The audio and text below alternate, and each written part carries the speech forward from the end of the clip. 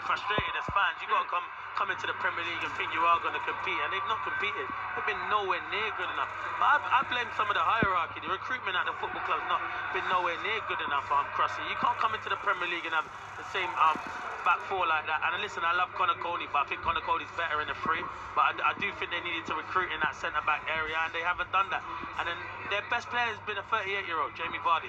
And they're so reliant on Jamie Vardy. That's nowhere near good enough. I know they've had injuries to key players. Batawu, the winger, picked up a bad injury and missed nearly the majority of the season. But it's been nowhere near good enough. Yes, John, Jamie Vardy at 38 makes the contracts for Mo Salah and Virgil van Dijk at their age look really simple. Yeah, but for Vardy, Clinton and I were just talking about this. If you are going back to the Championship, do you want Jamie Vardy to be part of the setup then?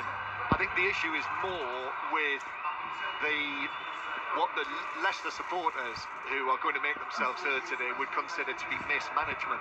They've had some big talents here.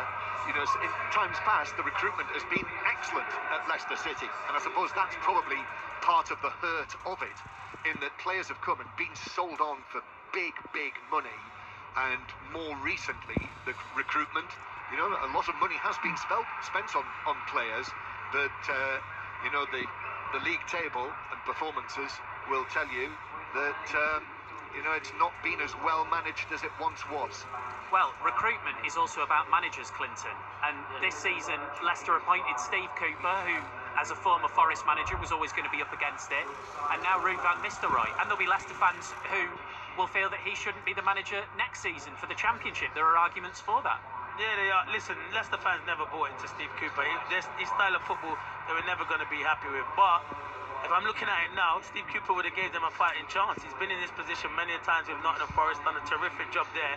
And they're probably looking at it now, kicking themselves, saying, why did we get rid of them? But obviously the fans weren't happy. Then you bring Ruud van Nistelrooy. Ruud van Nistelrooy had a couple of good games for Man United against Leicester. I don't know if that's what swayed him for the board, but if it did, wow, that is a big call to do someone who, I think Ruud maybe one day go on to be a top manager, but I think you need a manager that has that experience in the Premier League to keep you up. It was always going to be hard, Crossy, because as I said, Championship to the Premier League, the gap is getting bigger and bigger.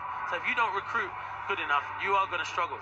I remember we said at the time, didn't we, Steve, when we were watching him at Old Trafford, when he was the interim there, and I mean, he looked Stand as by, though... John. Sorry, just got to jump in. Leonardo Trossard, one of the Arsenal goal scorers at Ipswich, live on 5 Live with Rob Noffman.